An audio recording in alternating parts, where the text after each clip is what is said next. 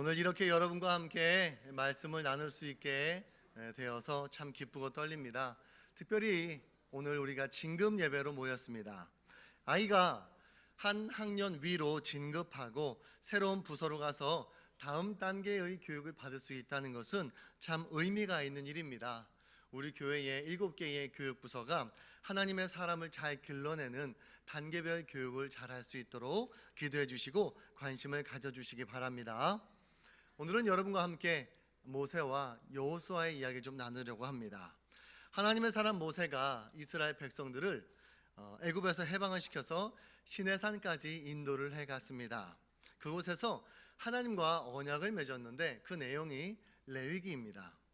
그 언약 때문에 이스라엘은 하나님의 백성이 되고 또 하나님은 이스라엘의 하나님이 되기로 한 거예요. 이 관계가 잘 유지되려면 해야 될 일은 많지 않아요. 하나만 잘하면 돼요. 뭐냐면 하나님의 말씀을 잘 듣고 하나님과 맺은 그 언약을 잘 지키면 돼요. 이스라엘은 하나님께 받은 레위기 언약, 그 하나님의 백성답게 사는 율법을 잘 지키기로 약속을 했습니다. 그리고 그 말씀대로 사는 훈련을 하게 되는데 그게 바로 민수기예요. 광야에서 하나님 말씀대로 사는 훈련을 받는 거죠. 그리고 이제 시간이 흘러서 광야 생활을 마치고 이제 가나안 땅 코앞까지 왔어요. 이제 요단강만 건너가면 이제 약속의 땅 가나안에 입성하게 됩니다. 바로 이 장소 들어가기 전 요단강을 앞에 두고 이 모압 평지에서 모세가 은퇴식을 가지게 됩니다. 그때 모세의 나이가 120세입니다. 그래서 이제 가나안 땅에 들어가게 될 다음 세대들에게 설교를 하는데 레위기를 본문으로 해서 설교를 했는데 그게 바로 신명기이고요. 그 신명기 설교의 결론 부분에 가서 유언처럼 남긴 내용이 우리가 오늘 함께 읽은 본문 신명기 31장입니다. 자, 그러면 한 가지 질문을 드릴게요. 약속의 땅 가나안에 들어가는 것이 중요한가요? 아니면 그 땅에 들어가서 어떻게 살 것인가가 더 중요한가요? 자, 전제입니까? 후제입니까? 네, 후자가 더 중요하죠. 그 땅에서 어떤 모습으로 살아갈 것인가, 그게 진짜 중요한 것이죠. 그래서 모세가 이제 헤어지는 마당에 백성들에게 명령을 하게 된 거예요. 그 명령 같이 읽어보겠습니다. 오늘 본문 10절 11절입니다 시작.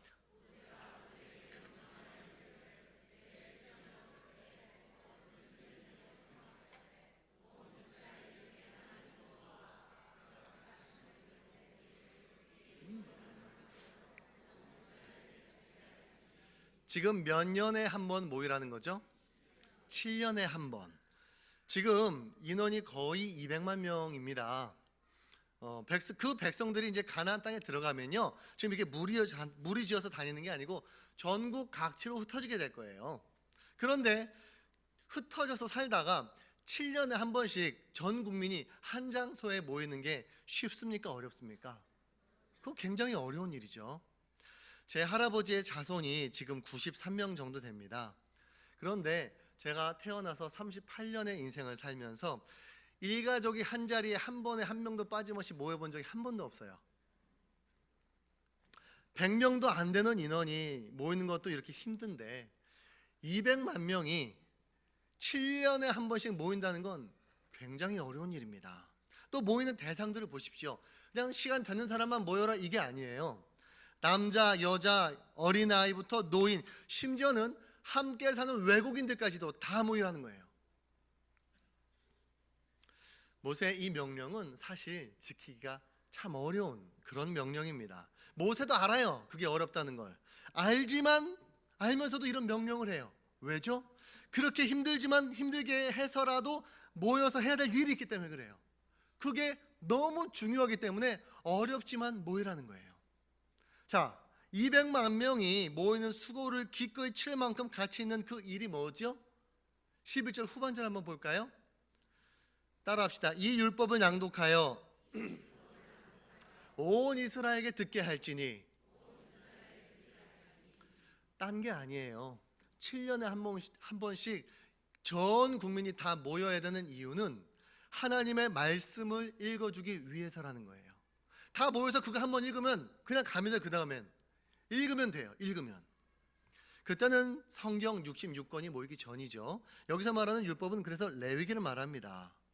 여러분, 이 율법이 뭐길래, 아니 그 내용이 얼마나 중요하길래, 아니 7년에 한 번씩 전 국민이 민족의 대이동을 해야 될 정도로 수고를 치러야 된단 말입니까?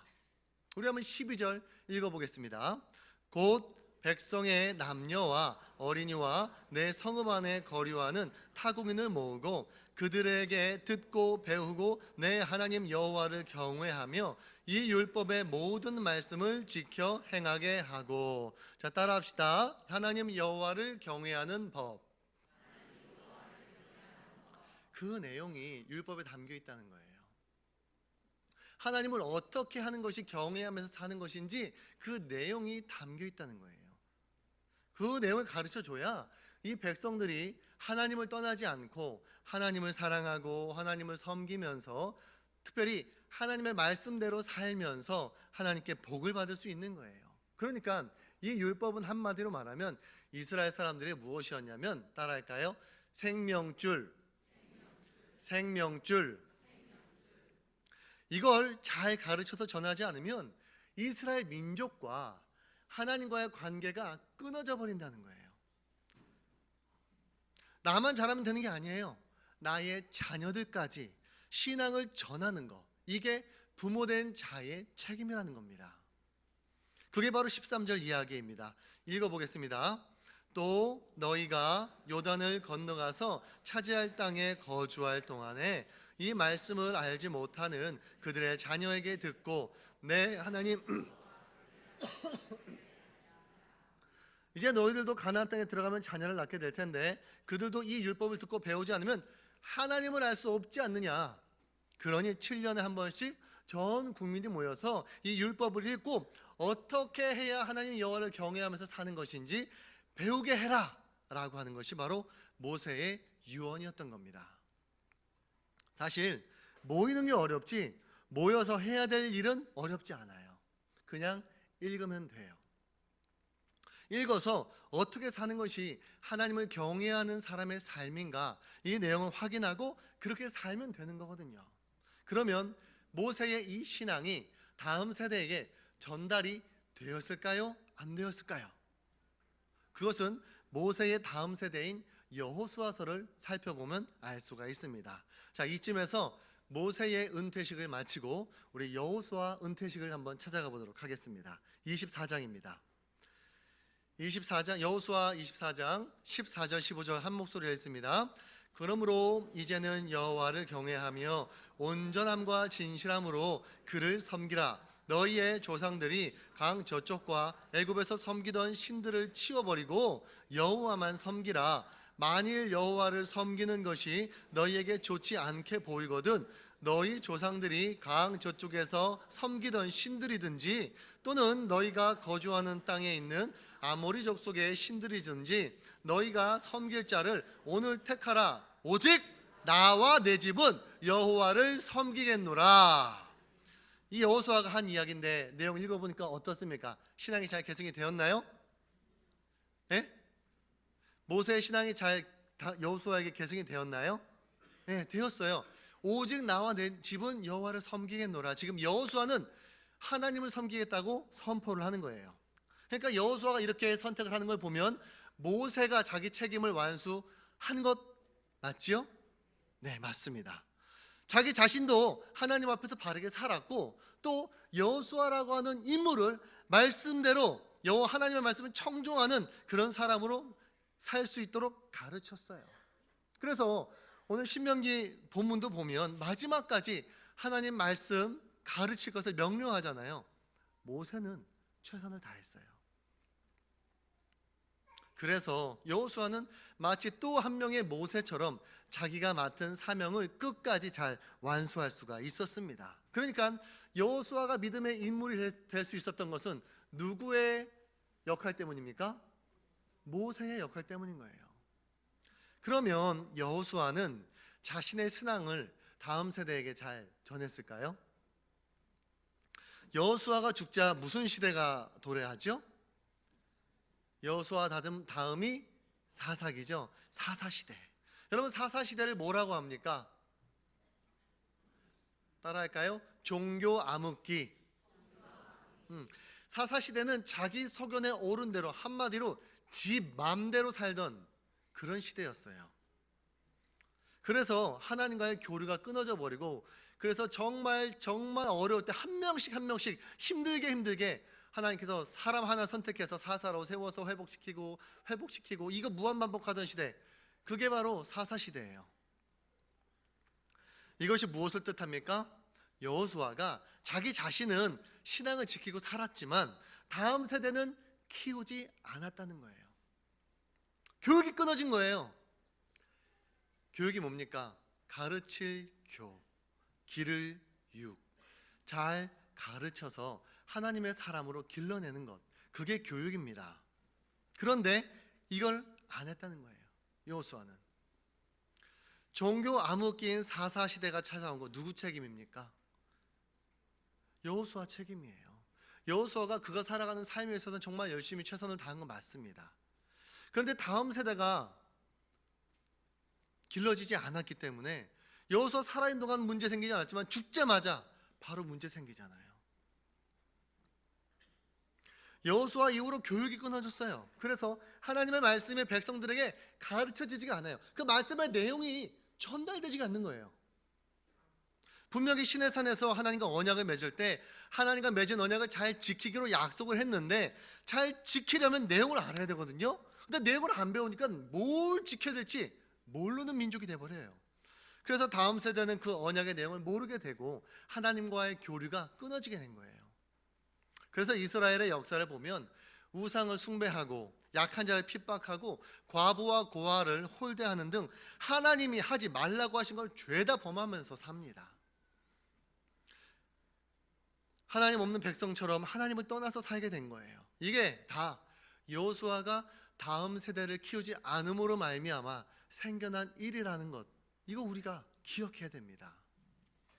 그래서 하나님께서 여호수아가 자기 책임 다 안 하니까 하나님 차원에서 이 백성들 돌아오게 하려고 무던히 애를 썼죠. 엘리야 같은 선지자를 보내서 하나님만이 유일한 신이다, 그런 사실도 가르치고, 엘리사 같은 선지자를 보내서 하나님이 구원이다, 이런 사실도 말씀해 주시고, 아모스 선지자 보내서 하나님의 공의를 외치고, 그래도 말을 안 들으니까 속상해서 막 지진도 일으키고 땅을 찢어버리고 이런 일도 하셔요. 전쟁도 일으키고 비도 안 주고 흉년 오게 하고. 근데 그래도 안 돌아와요. 흉년이 오니까 오히려 우상 찾아가가지고 비를 내려달라고 막 음란한 제사를 저지르고 이런단 말이에요. 안 되니까 하나님이 호세아를 불러요. 그래서 창녀와 결혼을 시킵니다. 그래서 뻑하면 집 나가는 그 여인을 자꾸 돈 주고서라도 찾아오게 하는 거예요. 호세아도 참 기가 막히죠. 힘들게 찾아오면 또 딴 남자랑 눈 맞아가지고 집 나가고, 그 건달에게 돈 주고 찾아오면 또 딴 남자랑 눈 맞아 집 나가고. 호세아가 아주 속상해 죽겠는 거예요. 그러다가 하나님 심정을 깨달았어요. 보니까 이스라엘 꼬락서니가 딱 이 여자 같아. 하나님이 그렇게 찾아오고 회복시키고 돌아오라고 하는데도 자꾸 집 나가서 우상 숭배하잖아요. 그래서 안타까운 마음으로 호세아가 이렇게 외친 건데, 우리 그 호세아의 마음, 이 하나님의 마음으로 한번 호세아 6장 3절 6절 읽어보겠습니다. 그러므로 우리가 여호와를 알자, 힘써 여호와를 알자. 새벽빛같이 어김없나니 비와 같이 땅을 적시는 늦은 비와 같이 우리에게 임하시리라 하니라. 6절, 나는 인애를 원하고 제사를 원하지 아니하며 번제보다 하나님을 아는 것을 원하노라. 하나님은 다른 거 원하지 않는다는 거예요. 나를 좀 알고 내가 무슨 말 했는지 좀 읽어봐서 내가 너를 향해 갖고 있는 마음이 뭔지를 좀 알아달라. 하나님 소원은 그냥 그거예요. 그런데 몰라요. 그 하나님의 마음을 알아주지 않아요. 율법을 읽어보지 않으니까, 교육이 끊어지니까 하나님의 뜻을 모르고 하나님의 심정이 얼마나 썩어가는지 모르는 거예요. 4장 6절 한번 볼까요? 같이 읽어봅니다. 내 백성이 지식이 없으므로 망하는도다. 내가 지식을 버렸으니 나도 너를 버려 내 제사장이 되지 못하게 할 것이요, 내가 내 하나님의 율법을 잊었으니 나도 내 자녀들을 잊어버리리라. 시내산에서 약속할 때는 내 말을 잘 듣고 내 언약을 지키면 너희를 제사장 나라로 삼겠다라고 했는데 안 되니까 오늘 이 호세아 4장 6절에 뭐라고 하신 거예요? 너를 내 제사장이 되지 못하게 하겠다 하시는 거예요. 결국 북이스라엘이 기원전 722년 망하게 됩니다. 이렇게 북이스라엘이 멸망당하고 다른 나라에게 함락당하면 남아있는 남유다라도 좀 정신을 차려야 될 텐데, 남유다의 므낫세 같은 왕은 55년 동안이나 통치하면서 하나님 속썩이고 갖은 죄악을 저질렀어요. 므낫세 때문에 결국 하나님께서 남유다도 멸망시켜야 되겠구나, 이런 결정까지 하게 돼요. 아니, 그 율법 읽어보는 게 뭐가 그렇게 어려워서 안 읽어보고 안 가르쳐줘서 이렇게 멸망하는 데까지 오게 된 걸까요? 율법에 대해서 지금도 오해가 있는 분들이 있을 겁니다. 이제는 율법을 지킬 필요가 없다, 그렇게 말씀하시는 분도 있고, 또 율법은 어렵다, 이렇게 생각하시는 분도 계셔요. 그런데 율법을 읽어보면요, 이제는 더 이상 지키지 않아도 되는 것들도 있는데 계속해서 지켜야 되는 것들도 있어요. 예를 들자면 살인하지 말라, 이거 안 지켜도 됩니까? 지금도 지키는 거 맞죠?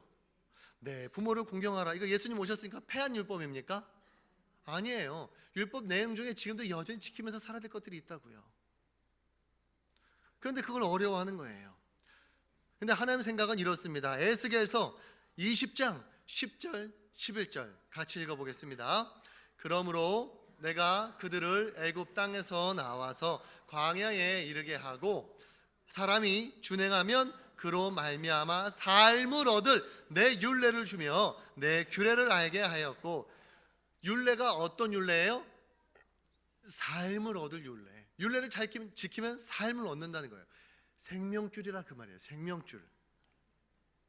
하나님이 주신 율법이 지킬 엄두도 못 나는 그런 게 아니라 우리가 살아가는 삶을 얻게 해주는 그런 율법이다, 충분히 행할 수 있다, 그런 이야기예요. 실제로 그 율법을 읽어보고 변화된 사람이 있어요.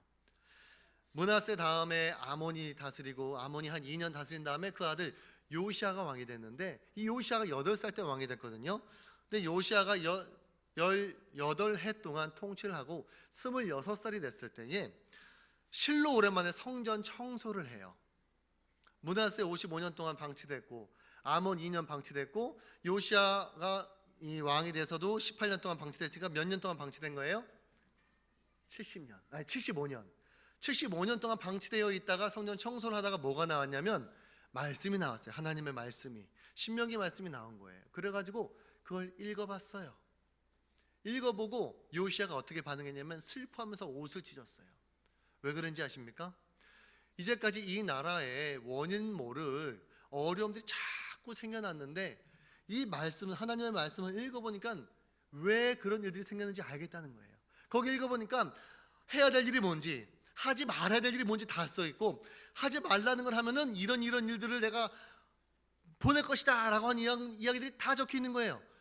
그러니까 그걸 읽어봤으면은 그런 일들을 겪지 않고 스스로 고칠 수 있었을 텐데 안 읽어보는 바람에. 근데 이거 읽었을 때 요시아 나이가 몇이에요? 26살이에요 26살. 그때 서기관 사반이 그냥 읽어준 거예요. 자, 열왕기하 22장 13절 같이 읽어보겠습니다. 너희는 가서 나와 백성과 온 유다를 위하여 이 발견한 책의 말씀에 대하여 여호와께 물으라. 우리 조상들이 이 책의 말씀을 듣지 아니하며 이 책에 우리를 위하여 기록된 모든 것을 행하지 아니하였으므로 여호와께서 우리에게 내리신 진노가 크도다. 딱 한 번만 읽어줬는데도요, 요시아가 다 알아들었어요. 26살짜리가 26살짜리한테 뭐 강의를 해준 것도 아니고요, 설명을 해준 것도 아니고 그냥 읽었다니까요. 그냥 읽었는데도 뭐가 문제인지, 이제 어떻게 해야 하는지를 깨달을 수 있었단 말이에요. 그러니까 모세가 7년에 한 번씩 모여서 교육을 하라고 하지 않고 그냥 읽어만 봐라 라고 한 이유가 거기 있어요. 읽어만 봐도 알 수 있는 내용이었던 거예요. 근데 안 읽으니까 그 사단이 난 거예요. 여기까지 정리해보면 모세는 자신이 맡은 다음 세대를 잘 양육했어요. 그래서 여호수아 같은 아주 좋은 지도자가 나왔어요. 그런데 여호수아는 자기 자신은 잘했지만 자기가 맡은 다음 세대에 대해서는 잘 양육하지 못했어요. 스승 모세가 지시한 대로 7년에 한 번씩 다 불러 모아서 하나님의 말씀, 그 무엇보다 중요한, 전쟁하는 것보다 중요한 하나님의 말씀을 가르쳐서 다잡고 교육하고 하나님의 말씀, 하나님의 자녀로서의 정체성을 심어줬어야 되는데 이걸 못했다는 거예요. 결국 꼭 가르쳐야 할 절대 진리, 하나님을 경외하는 법을 가르치지 못하게 된 겁니다. 그래서 결국 이스라엘의 역사는 여호수아 다음부터 탈선하기 시작하는 거예요. 다음 세대를 향한 교육이 끊어졌을 때의 그 혹독한 예가 성경에만 있는 게 아니죠. 지금 유럽의 교회들도 다음 세대를 교육하는 것을 소홀히 한 결과를 톡톡히 치르고 있습니다. 화려한 그 유럽의 그냥 엄청난 그 건축물들, 그 교회당에 더 이상 젊은 세대가 없습니다. 젊은 세대뿐입니까? 장년들도 얼마 없고요. 이제 머리 희끗희끗한 분들만 몇 분 앉아가지고 예배를 드립니다. 거기엔 아버지의 신앙을 물려받은 이들이 없고요. 가르칠 교사도 없고 배울 자녀도 없어요.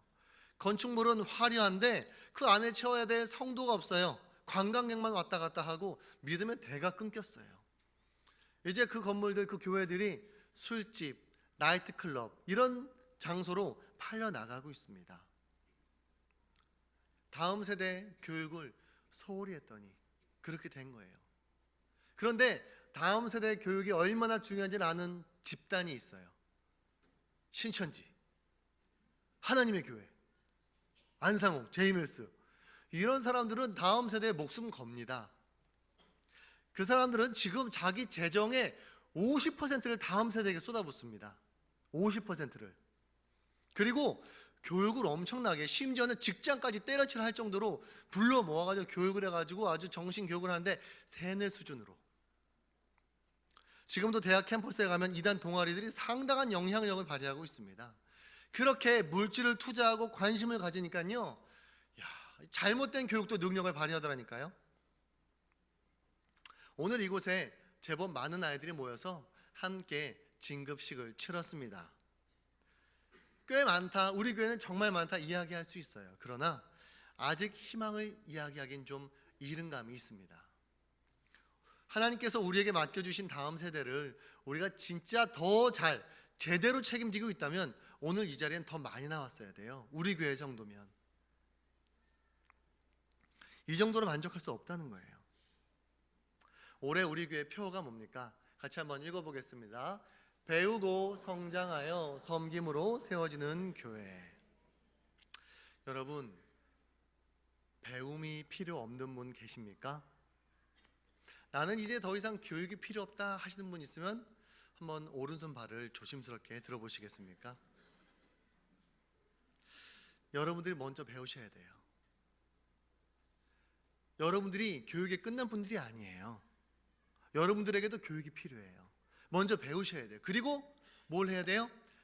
여러분의 다음 세대들에게 하나님 경외하는 법을 먼저 배우시고 가르쳐줘야 돼요. 그래야 지금의 이 행복이 계속될 수 있다는 겁니다. 특별히 사심 섞인 부탁 하나 드리겠습니다. 교사로 헌신하십시오. 당장 강의할 실력이 없다 이렇게 스스로 막 꺼려지던 분 계시다면 보조교사부터 시작하세요. 보조교사부터.